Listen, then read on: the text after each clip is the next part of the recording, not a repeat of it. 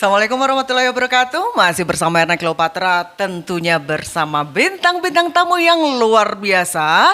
Dalam hal ini dalam tema orang-orang keren yang mempunyai perhatian dan kepedulian terhadap lingkungan. Nggak berlama-lama saya akan memperkenalkan seorang bintang tamu yang spesial pakai telur ya. Ini luar biasa banget. Seorang pengusaha muda yang sukses di bidangnya, masih muda, sukses, ganteng lagi ya. Ini siapakah dia? Inilah dia Mas Arif. Assalamualaikum Mas Arif. Waalaikumsalam. Gimana nih kabar? Alhamdulillah sehat. Sehat ya, tampak fresh dan sedikit agak kecilan, agak kurusan ya. Iya. Diet mungkin ya? Kebanyakan makan sayur. Banyak makan sayur tuh, jangan banyak karbohidrat, jangan terlalu banyak micin-micin ya yang akan membuat Anda menjadi manusia sampah.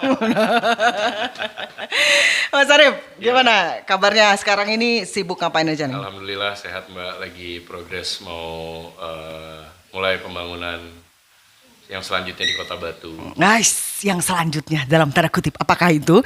Nah, buat rekan-rekan teman-teman di Kota Wisata Batu khususnya yang mungkin belum kenal beliaunya, jangan ngaku orang Batu kalau belum kenal beliaunya ya. Tentunya Pak Arif ini sangat kental dengan yang namanya Hill House ya, Hill House Cafe yang ada di Kota Wisata Batu dengan pemandangan yang sangat indah dan juga makanannya, tesnya luar biasa, dan beliau itu berkenan untuk masak sendiri ya. Jadi Kadang-kadang. ini ideal banget gak sih ya? Aduh, ideal banget. Mbak Erna masih single ya? Saya masih single. Available setiap hari apa? Gitu kan ya. Available Senin sampai Minggu tetap ya. 7 hari 24 jam. Oke, luar biasa. Saya mengenal beliau sudah cukup lama ya. Iya, Mbak. Mas Bro kalau manggil gitu. Kalau depan orang Pak. Dan beliau adalah sosok yang luar biasa. Selain beliau juga seorang pengusaha dan mewakili pengusaha-pengusaha muda nih ya. Dan di balik kesuksesannya di karir, beliau juga masih tetap mempunyai kepedulian terhadap lingkungan. Jarang banget ya di sela-sela kesibukan kesibukan beliau, tapi tetap mempunyai konsen yang luar biasa terhadap lingkungan, dan itu juga dilaksanakan dalam berbagai macam aktivitas. Nah, Pak Arif, keterkaitan dengan rencana kegiatan kita di Kota Wisata Batu dari Dinas Lingkungan Hidup bersama rekan-rekan seniman akan menggelar sebuah kegiatan yang namanya 1001 Manusia Sampah. Apakah itu? Nah, tentunya di sini kita akan berusaha untuk membangkitkan ya kesadaran dan kepedulian terhadap lingkungan. Nah, ini sebagai seorang pengusaha muda ya, pebisnis nih, perspektif Pak Arif sendiri terhadap lingkungan ya, khususnya ini sampah plastik nih, bagaimana pandangan Pak Arif? Makasih Mbak Erna kesempatannya hari ini kita bisa kumpul-kumpul ngobrol tentang kepedulian sampah di Kota Batu. Ya. Mungkin besar harapannya ada Pak Kadis di sini. Betul. Jadi kita bisa mengapresiasi langsung kinerja beliau ya. Ya. Mungkin beberapa bulan yang lalu saya sempat ngobrol sama Pak Kadis perihal ini. Dan ini apresiasi yang luar biasa buat Kadis Lingkungan Hidup Kota Batu yang merealisasikan hal-hal yang baik. Betul. Karena kesadaran akan sampah itu sangat penting untuk sebuah kota wisata.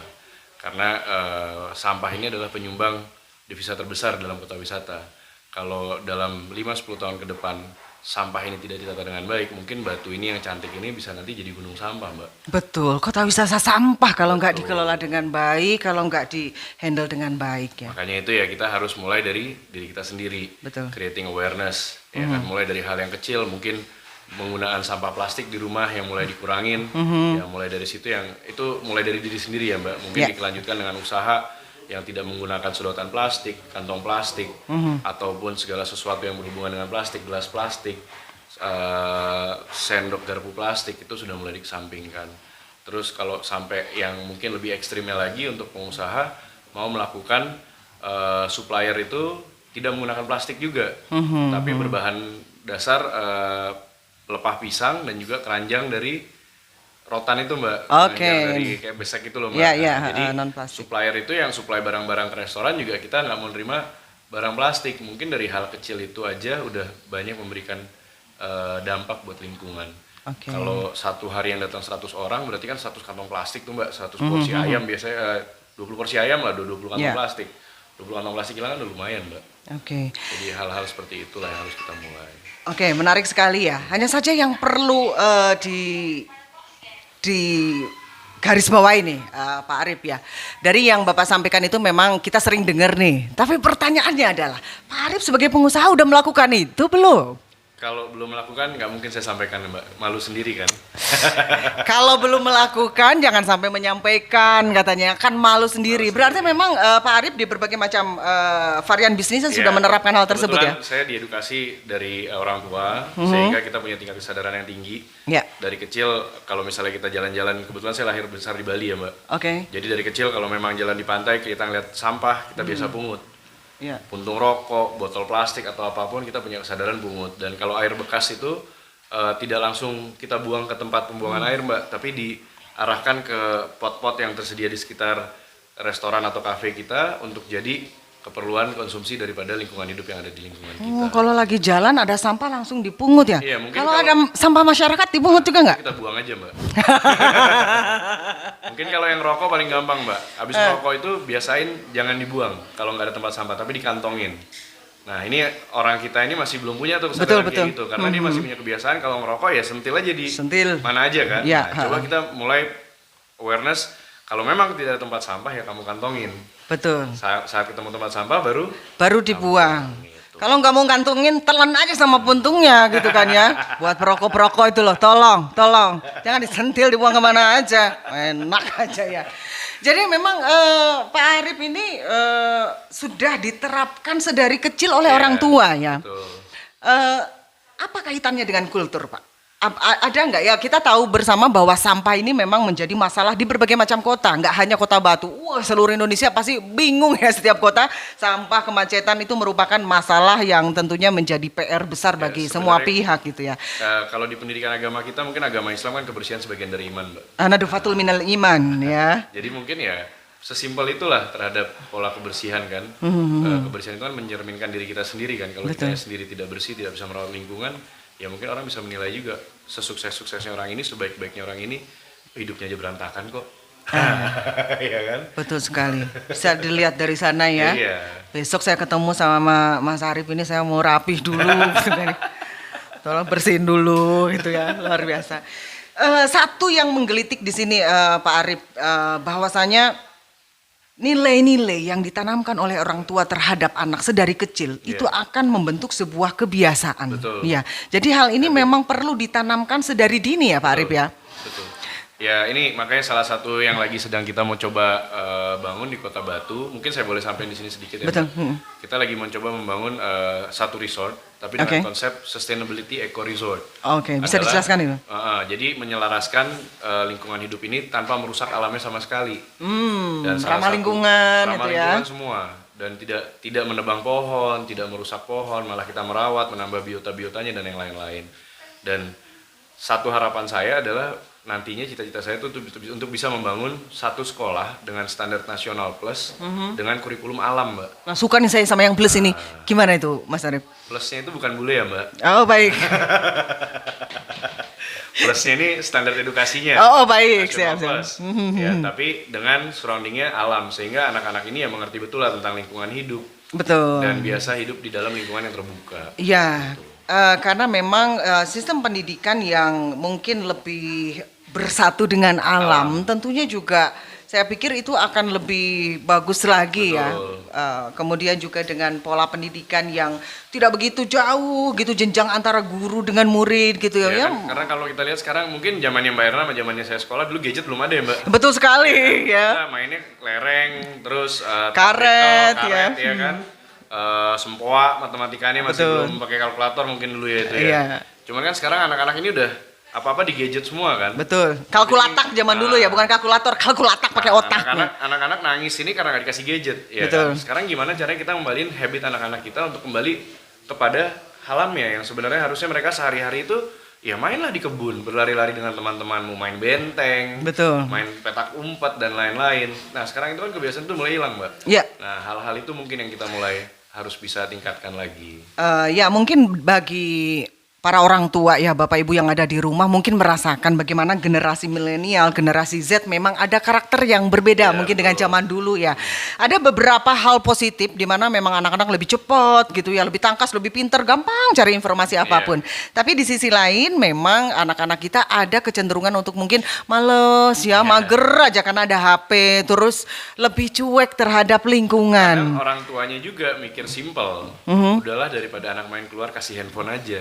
Kadang merasa aman, anaknya di rumah loh, anak saya baik di rumah nggak pernah main kemana-mana gitu tapi ya. kita nggak tahu apa yang ditonton sama anak-anak itu benar atau enggak. Betul. Iya kan, kecuali memang orang tua itu betul-betul pada saat memberikan iPad channelnya udah dikunci, kamu mau nonton ini, sehingga anak itu teredukasi, tidak tahu-tahu pada saat anak itu kita tinggal kok dapat bahasa baru, ini bahasa dari mana. Betul sekali. Itu kan yang sering terjadi sama anak-anak kita sekarang. Kebetulan saya punya 2 putri, Mbak. 2 putri ya. Putri saya pertama 13 tahun, satu 6 tahun. Jadi yang saya lihat ya perkembangan anak saya itu. Gitu. Oke, luar biasa. Ini sebentar saya agak kurang fokus ini melihat bannernya agak ini bisa tolong dibetulin sebentar ya. Luar biasa. Nah, Pak Arif sendiri ya sebagai ayah dari 2 orang putri generasi sekarang ini ya, untuk menanamkan kepedulian terhadap lingkungan ini sendiri, apa sih langkah-langkah yang dilaksanakan? Dengan memberikan contoh langsung sama mengajak mereka praktek, Mbak. Jadi Dicontohin ya. dicontohin. Kalau Jadi, ngasih tahu doang susah ya. setiap ada kegiatan kita di Bali, misalnya lagi ada Bali Biggest Day Beach Clean Up, itu saya ajak anak-anak untuk ikut berpartisipasi juga. Karena kalau mereka tahu dari kecil ini merupakan tanggung jawab mereka, nanti akhirnya sampai besar kan mereka merasa ya, saya dari kecil sudah dibiasakan seperti ini. Jadi hal-hal itu yang saya ajak. Kalau anak saya yang di sini, putri saya yang kecil ya selalu saya ajak ke hutan dengan ya melihat tanaman dan udah jatuh cinta malah dengan alam di Batu. Gitu. Wih, luar biasa.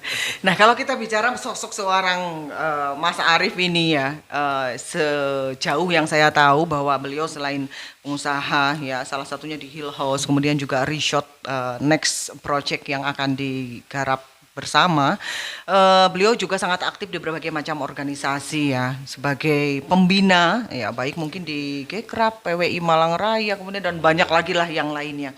Dengan kesibukan beliau sebagai seorang pebisnis, beliau juga sudah menerapkan kepedulian terhadap lingkungan, diantaranya dengan mengurangi sampah plastik tersebut ya, penggunaan sampah plastik. Dan sebagai seorang ayah dari 2 orang putri, beliau juga sudah memberikan tauladan ya, memberikan contoh. Jadi nggak hanya ngasih tahu, nah sampahnya jangan dibuang sembarangan, bla bla bla gitu, tapi lebih memberikan contoh. Nah, Mas Arif mungkin di sini saran dari Mas Arif sendiri dengan kondisi Kota Wisata Batu khususnya ya, kita tinggal di Kota Wisata Batu dengan kondisi sampah yang semakin meningkat volumenya tahun demi tahun, sebagai seorang pebisnis mungkin bisa mengajak rekan-rekan pebisnis lainnya maupun sebagai seorang ayah gitu ya, orang tua bagi anak-anak kita, apa nih Mas Arif?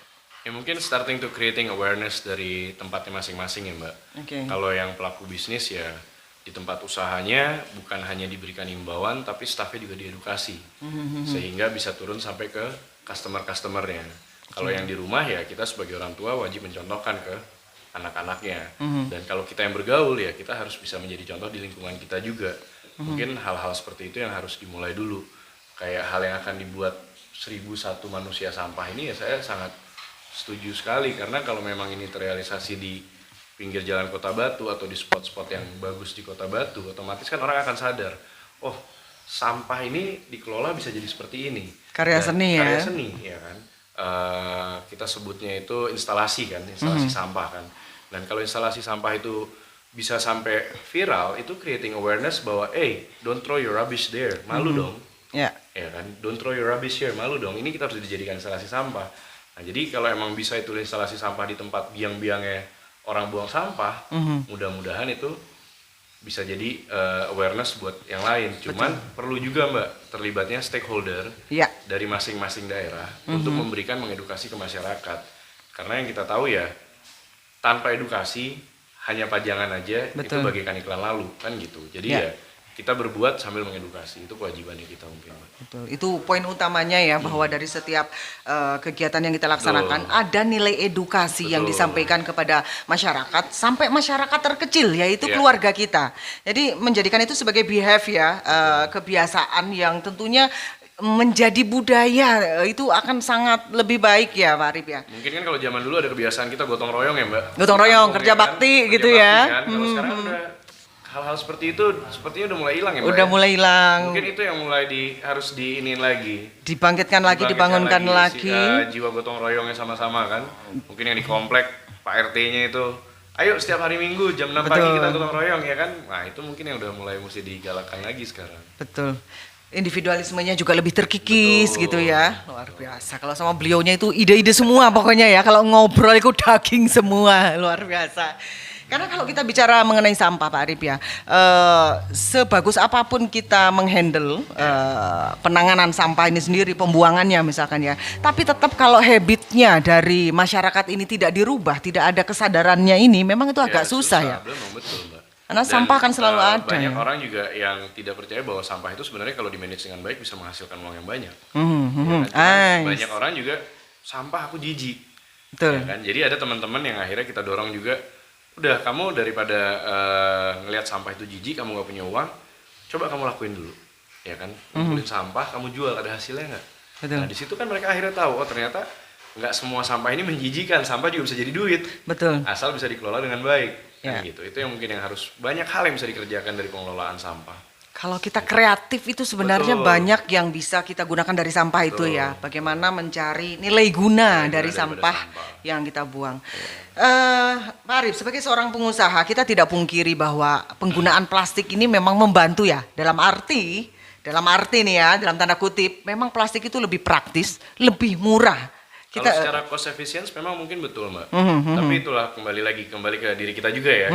Kita pengusaha yang seperti apa nih? Nah, Ya itu. kan? Kita pengusaha yang peduli terhadap lingkungan atau hanya money oriented? Betul. Ya kan, kalau kita konsepnya hanya money oriented ya kita goalnya duit.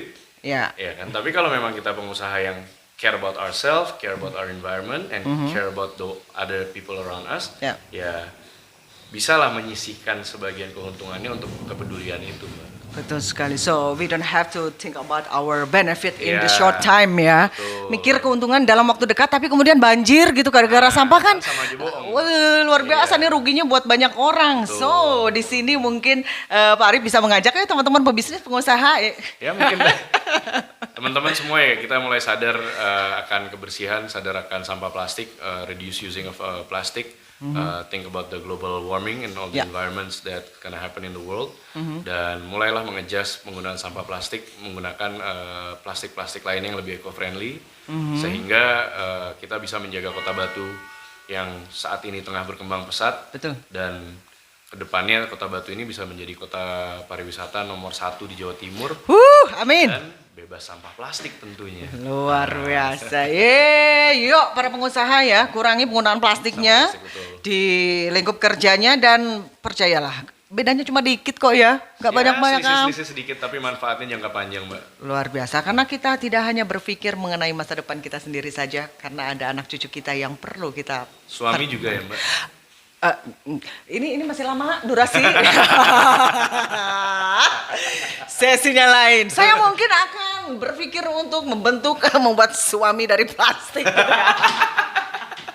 Ambil satu ini dari 1001 manusia sampah, ambil satu aku ajak ngobrol, aku ajak interaksi di rumah ya. Jangan nanti kalau instalasinya jadi diajak ngobrol ya, Mbak. Nanti kelihatan beneran loh. Itu yang dikhawatirkan. Jangan ya. Kelihatan beneran, padahal udah bener banget gitu mentok dedek. Oke, Pak Arif, satu hal lagi mungkin yang saya tanyakan ya. Kalau saya lihat nih aktivitas Mas Arif ini melanglang buana kemana-mana, nggak hanya Indonesia ya, luar negeri dan lain-lain. Sejauh pengalaman Anda nih ke negara manapun, negara mana yang paling bersih tanpa sampah gitu ya? Saya suka Belanda. Belanda ya? Iya. Saya suka Belanda karena habitnya orang di sana juga tingkat kesadarannya sangat tinggi. Di Bali pun yang kita bilang kok pulau besar rame, tapi kesadaran masyarakatnya sangat tinggi. Oke. Cuman permasalahan di Pulau Bali itu TPA, tempat pembuangan sampah akhirnya itu yang terjadi penumpukan karena tidak ada pengelolaan dari zaman dulu. Nah, Oke. itu yang jadi clog akhirnya permasalahan di Bali karena kok pulau kecil, pariwisatanya melimpah, Betul. sampahnya pasti otomatis banyak, akhirnya jadi gunung sampah lah di sana. Itu kan yang saya pernah coba sampaikan juga, gimana caranya ya jangan sampai terjadi di Batu. Mungkin kalau kita sekarang bicara Mbak, cuma ada 5 hotel besar lah di Batu. Dan ada theme park, ya kan, ada restoran-restoran. What happens if we have more hotels, more restaurant, and Batu get more busy. Yep. Ya kan? So dengan 8 juta kunjungan setiap tahunnya aja, sampahnya sudah segini banyak. Betul. Kalau nanti pengembangannya Batu yang kita nggak tahu sampai di mana dan sampai kapan, berapa banyak sampah yang harus kita kumpulin. Ya, persentasenya juga lumayan tinggi untuk sampah yang dari wisata ya. Kesadaran dari berbagai macam pihak, dari berbagai pihak tentunya sangat diharapkan. So, I have one question for you. How long time you have been here? Saya di Batu sekarang ini memasuki tahun 18, 19. Mau tahun keempat, Mbak. Mau tahun Mau keempat. tahun keempat. You love the city, right? Kalau saya sudah jatuh cinta sama kota Batu, Mbak. Terima kasih. Saya pikir dulu ya. Oh, Kota Batu, udah jatuh cinta Kota Batu. Kenapa saya menanyakan hal ini? Karena dengan 4 tahun beliau berada di sini, banyak banget yang beliau lakukan untuk sebagai bentuk kepedulian terhadap Kota Batu ya. Di antaranya adalah nanduri gunung ya, bagaimana beliau sangat aktif untuk bukan hanya menanam pohon kembali ya, tapi merawat pohon itu sendiri.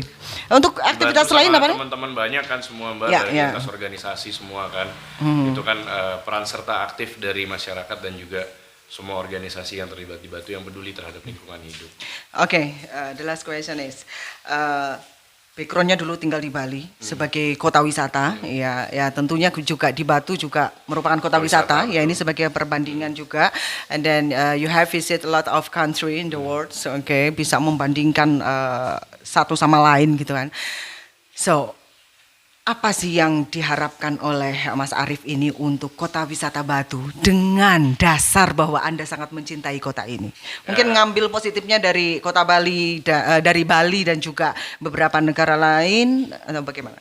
Harapannya ya kota Batu ini bisa punya tata ruang dan SDM yang berkualitas sehingga bisa menopang pariwisata. Ya.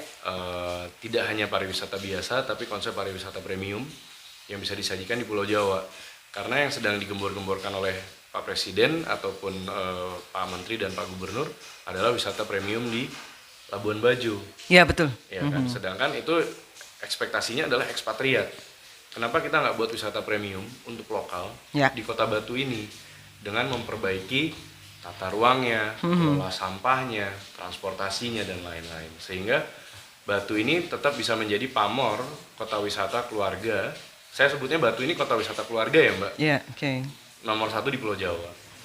Kota wisata keluarga nomor 1 di Pulau Jawa, luar biasa. So, do you think that we can do it? Of course, Batu will get there with the right man in the right place in the right time. Aku merinding loh deket beliau ya. Ada cita-cita jadi Batu Satu, Pak? Tidak ada, Mbak. Tidak ada. Kami bisnis saja, Mbak. Tapi yang pastinya ini merupakan sebuah PR bersama ya, Betul, dalam arti semua lapisan masyarakat tentunya melakukan usaha dari masing-masing personalnya ya, dimulai dari diri sendiri sebagai bentuk rasa cinta kita terhadap kota wisata Batu. Yang pastinya kita berharap yang luar biasa untuk kota wisata Batu untuk menjadi, tadi apa katanya, kota wisata keluarga number one. Keluarga nomor 1 di Pulau Jawa. Di Pulau Jawa, luar biasa, dan harusnya premium katanya ya. Premium. Yang bocoran tadi yang resort premium juga atau Premium, bagaimana? Mbak. Premium. Bocorannya seperti apa premiumnya? Mungkin harapannya kami bersama di tim yang sedang membangun ini, kalau resort ini terrealisasi bisa menjadi satu jendela pariwisata yang baru untuk Kota Batu dan Jawa Timur, karena we try to make something yang benar-benar berbeda dan belum ada di Jawa Timur. So what is the differences with the others? Surprise. It's surprise. Oke. Orang yang terlibat harusnya yang premium-premium juga dong kayaknya. Oke, baiklah. Rekan sekalian, hadirin semuanya dan masyarakat Kota Wisata Batu yang saya cintai, demikian bincang-bincang kita dengan Mas Arief yang tentunya memberikan banyak input dan masukan serta semangat ya untuk kita semua mengikuti jejak beliaunya dan juga himbauan-himbauan. Oke, the last mungkin ada sesuatu yang mau disampaikan kepada seluruh masyarakat Batu. Salam cinta Batu, mari kita jaga kebersihan Batu bersama-sama. Kita bangun kota Batu menjadi kota wisata keluarga premium nomor 1 di Pulau Jawa. Yeay, oke. Baiklah, sampai jumpa lagi bersama bintang-bintang tamu yang luar biasa. Jangan lupa untuk senantiasa cintai kota wisata Batu dimulai dari diri kita sendiri. Menjelang 1001 manusia sampah, manfaatkan yang terbuang. Terima kasih Mas Ari. Terima kasih Mbak Erna.